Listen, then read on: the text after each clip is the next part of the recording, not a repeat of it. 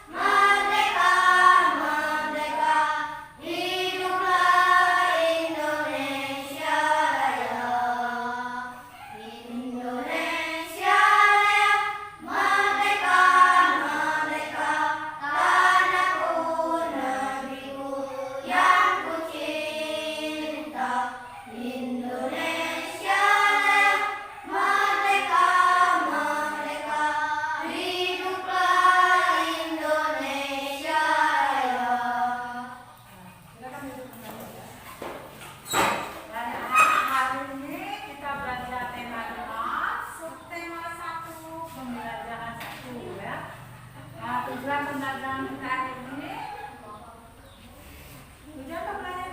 ini, setelah menyimak video dan setelah menyimak video, peserta didik mampu membuat laporan sifat-sifat magnet dalam bentuk tabel. Nah, itu tujuannya ya. Tujuan yang kedua, setelah menyimak tayangan video, peserta didik mampu membuat kesimpulan tentang sifat magnet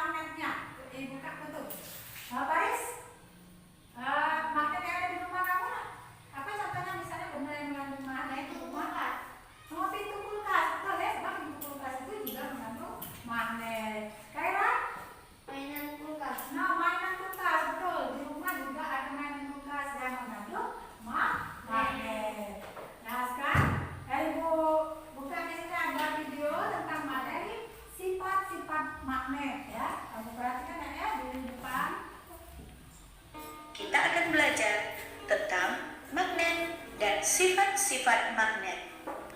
Sudah siap untuk belajar bukan? Yuk kita simak. Nah, kamu pasti pernah melihat atau mempunyai kotak pensil yang seperti ini, atau tas dengan kancing yang seperti ini, kompas yang kamu gunakan sebagai alat penunjuk arah, mobil pengangkut barang rongsokan, dan kulkas yang kamu hiasi dengan berbagai pernak-pernik. Kamu tahu tidak, benda-benda tersebut mengandung magnet. Apa itu magnet?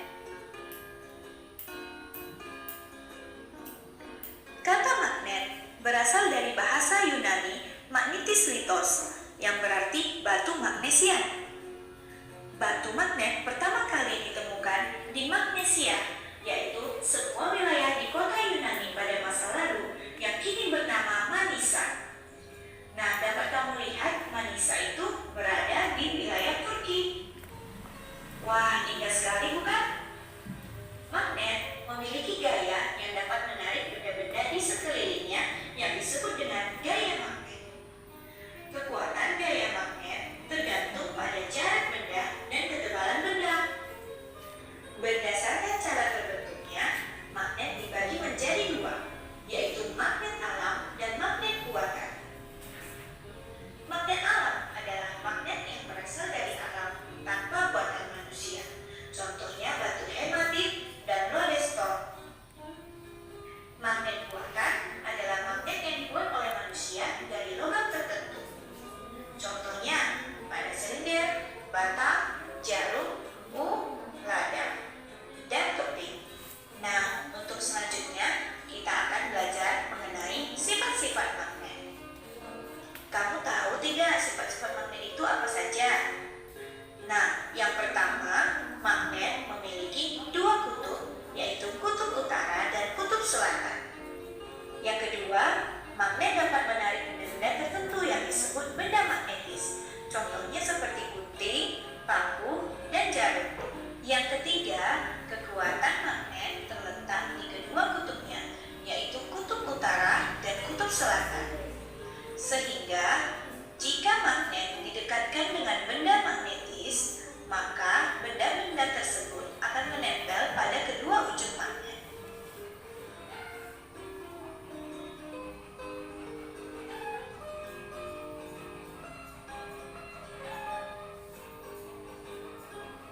Daerah di sekitar magnet yang masih mendapatkan pengaruh gaya magnet disebut medan magnet.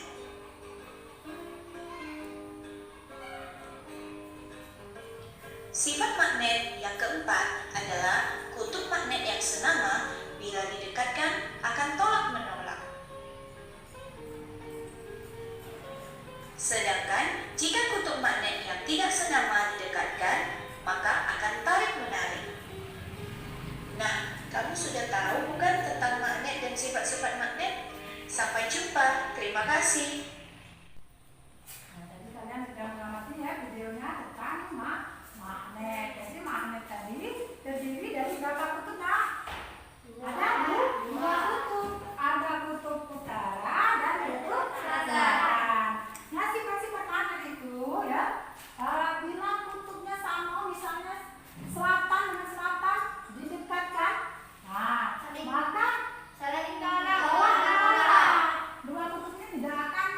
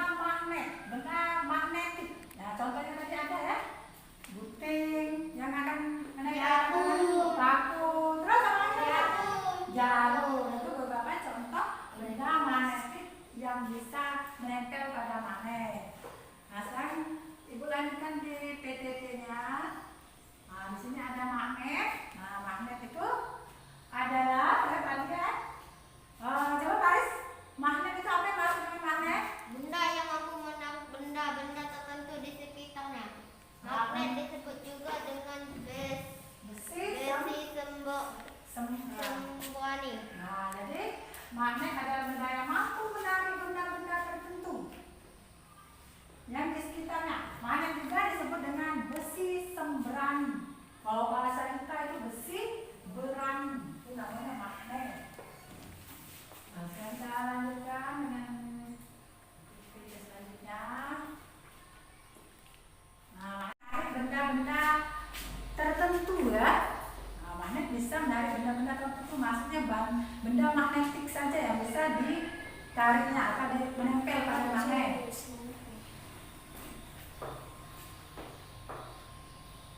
Gaya magnet dapat menembus benda.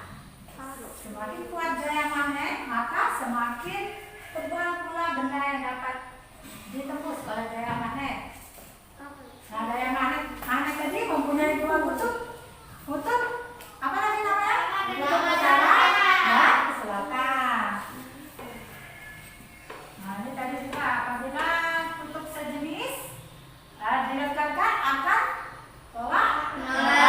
Apabila kutub yang berbeda jenis bila didekatkan akan saling menyalip. Nah, di sini ada benda berdasarkan sifat kemagnetannya. Ada benda magnetik dan ada benda non magnetik. Jadi ada dua. Ada dua beda benda yang berdasarkan sifat kemagnetannya itu ada dua. Ada benda magnetik dan benda non magnetik. Kalau magnetik namanya ferromagnetik. Nah, kalau benda non magnetik terdiri dari dua. Ada paramagnetik, ada diamagnetik. Nah, ini dilanjutkan. Nah, ini contohnya ya. Benda yang ferromagnetik itu maksudnya benda yang kuat ditarik oleh magnet ya. Nah, contohnya ini apa ya? Besi dan baja. Itu contoh benda yang kuat ditarik oleh magnet. Terus ada benda paramagnetik, maksudnya benda ini lemah ditarik oleh magnet, dia tidak kuat tapi menempel tapi lemah. Nah, ini contohnya terus benda diamagnetik, benda yang tidak menempel pada magnet ya. Ada magnet, ada seng. Terus ini nempel lagi magnet. Kertas plastik itu tidak menempel pada magnet.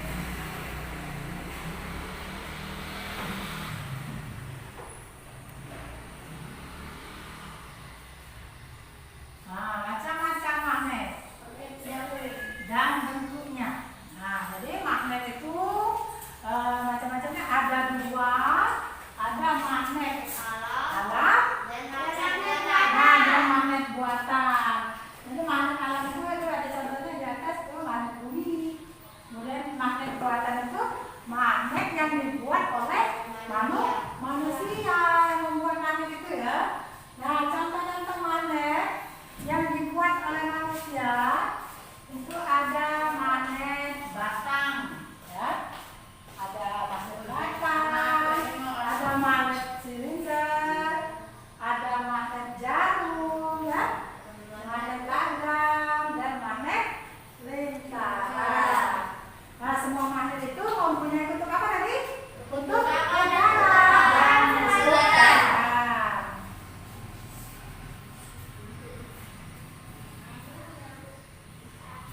Nah, setelah kalian memperhatikan PPT dan video tadi ya, nah tugas kalian tadi nanti Ibu bagikan ke KPD-nya pada akhir setelah penjelasan ya. Nah, itu kalian membuat fungsi sifat-sifat magnet, kalian membuat sifat-sifat magnet dalam bentuk tabel. Nanti Ibu bagikan ke KPD-nya ya. Selanjutnya di sini ada materi formulir. Nah, kalian amatilah video tentang formulir yang akan Ibu tayangkan sekarang ya.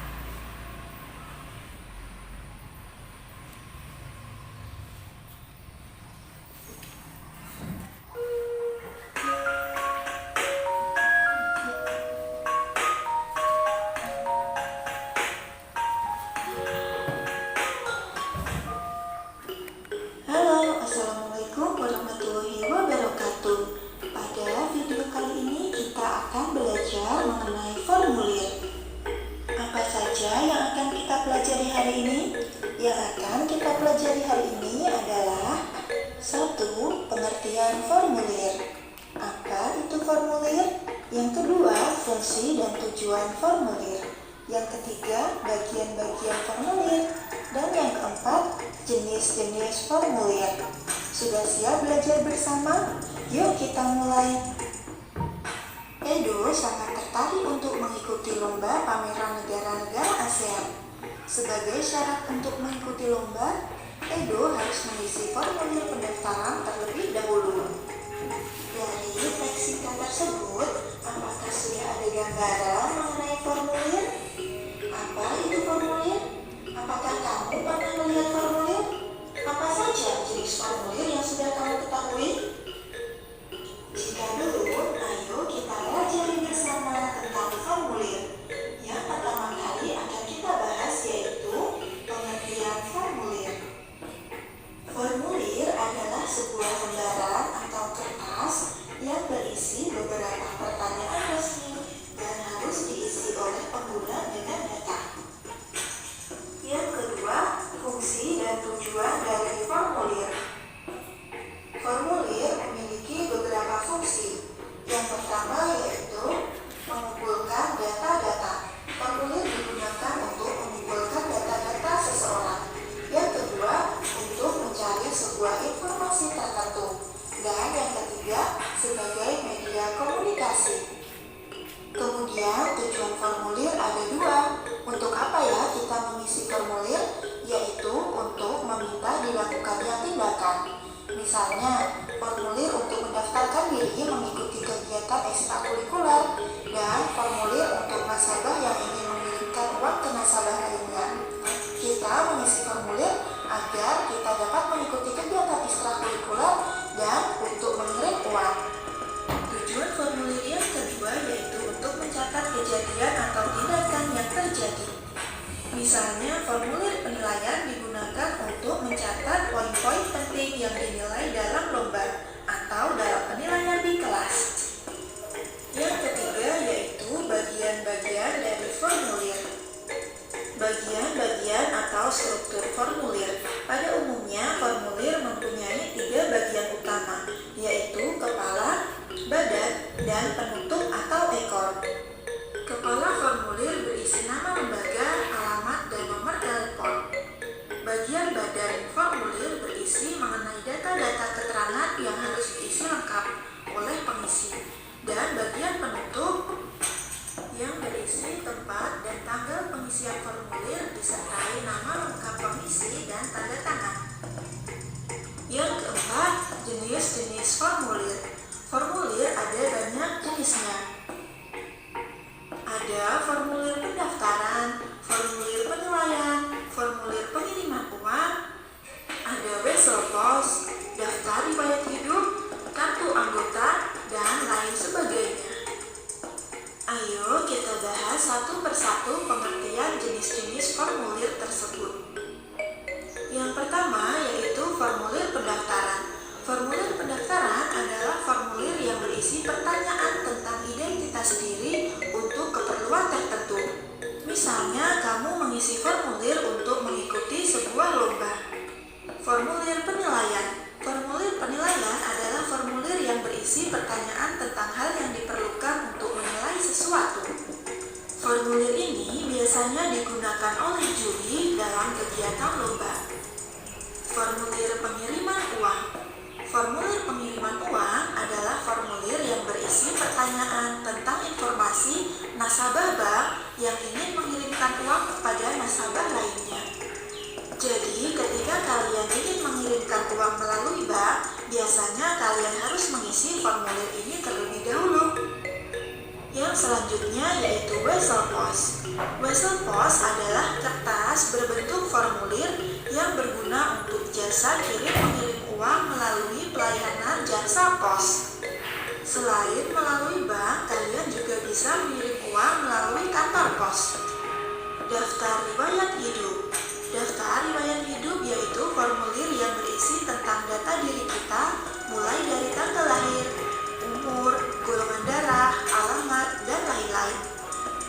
Untuk lebih jelasnya, mari kita lihat contoh-contoh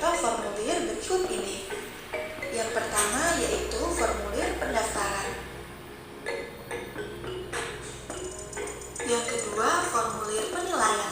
Formulir penilaian biasanya diisi dengan kriteria penilaian yang diperlukan. Yang ketiga, formulir daftar riwayat hidup. Daftar riwayat hidup berisi tentang data diri kita. Selanjutnya, formulir pengiriman uang. Ada beberapa hal penting yang harus diisi dalam formulir pengiriman uang. Salah satunya nomor rekening penerima. Dan yang terakhir yaitu wesel pos.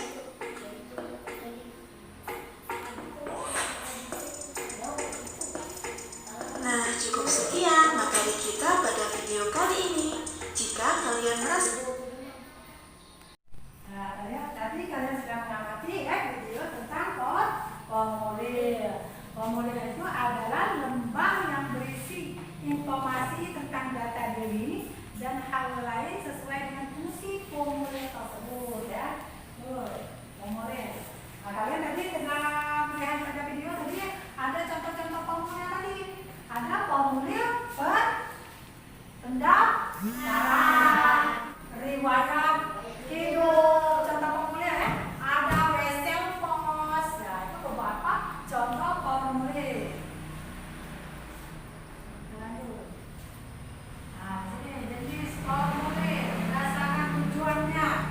Yang pertama tadi formulir pendaftaran. Jadi kalau kita mau mendaftar, misalnya menjadi, nah di sini ada contohnya formulir pendaftaran lomba cerdas cermat ASEAN. Jadi kalau kita mau ikut lomba cerdas cermat, kita harus mengisi formulir pendaftaran. Nah, yang isi apa tadi? Kalau kita mau ikut lomba cerdas cermat harus mengisi formulir pendaftaran. Ya, bagus.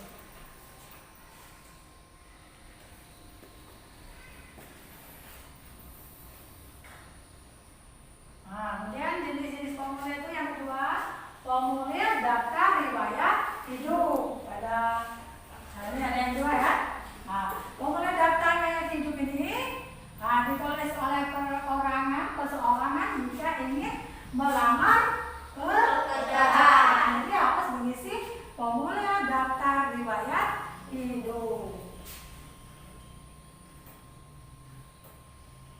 Kemudian jenis-jenis formulir yang ketiga yaitu formulir slip tabungan. Nah, pernahkah kalian mengisinya? Belum pernah ya? Ini jika kalian ingin menabung di bank, kalian harus mengisi slip tabungan seperti ini ya. Ditulis, kemudian baru diserahkan di teller tempat bank jika kalian ingin menabung. Ini contoh jenis-jenis formulir. Nah, di sini ada 3 tadi ya. Pertama tadi formulir pendaftaran, yang kedua tadi daftar riwayat hidup. Nah, itu contoh jenis yang ketiga tadi formulir slip tabungan ya. Oke ya. Nah, untuk selanjutnya Ibu akan membagikan KKPD ya. Nah, yang akan kalian kerjakan ya sesuai dengan perintah yang ada di sini. Kalian kerjakan.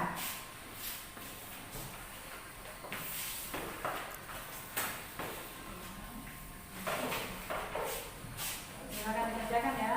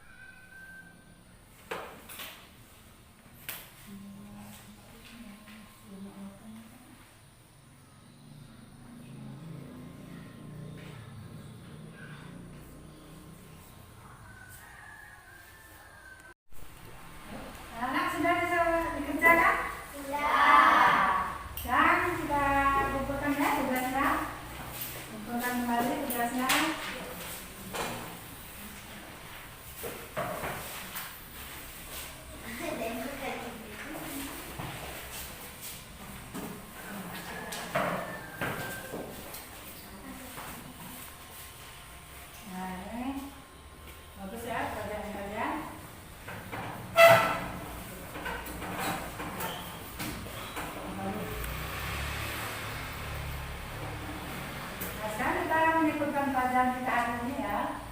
Nah, jadi kita sudah belajar tentang magnet. Nah, magnet tadi terdiri dari berapa kutub? Dua. Kutub apa saja tadi? Utara dan selatan. Bagaimana jika kutub yang sama? Kutub yang sama didekatkan. Bagaimana tadi? Saling tolak menolak. Apabila kutub yang berbeda jenis atau berbeda nama didekatkan, maka akan saling menyadari. Terus kita juga belajar tentang formulir ya. Jadi formulir ada contoh-contoh formulir yang ibu tanyakan di depan tadi. Pertama ada contoh formulir pendaftaran. Kemudian yang kedua daftar riwayat hidup. Kemudian yang ketiga formulir slip tabungan. Ini beberapa jenis formulir, contoh formulir. Nah, dari kalian tadi, apakah kalian senang belajar hari ini? Senang ya.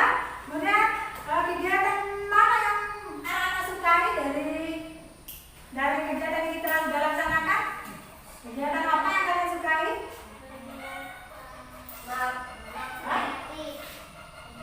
Kegiatan materi magnetik. Kemudian materi apa yang kalian anggap sulit? Adakah materi yang ibu sampaikan tadi yang menurut anak-anak sulit? Ada? Tidak ada materi yang sulit, alhamdulillah ya. Untuk tugas kalian, ibu beri tugas kalian membaca buku tema yang ibu berikan kepada kalian itu ya. Baca di rumah buku tema itu untuk pembelajaran kedua. Nah, silakan baca materinya nanti di rumah ya. Nah, nanti kalian baca di rumah.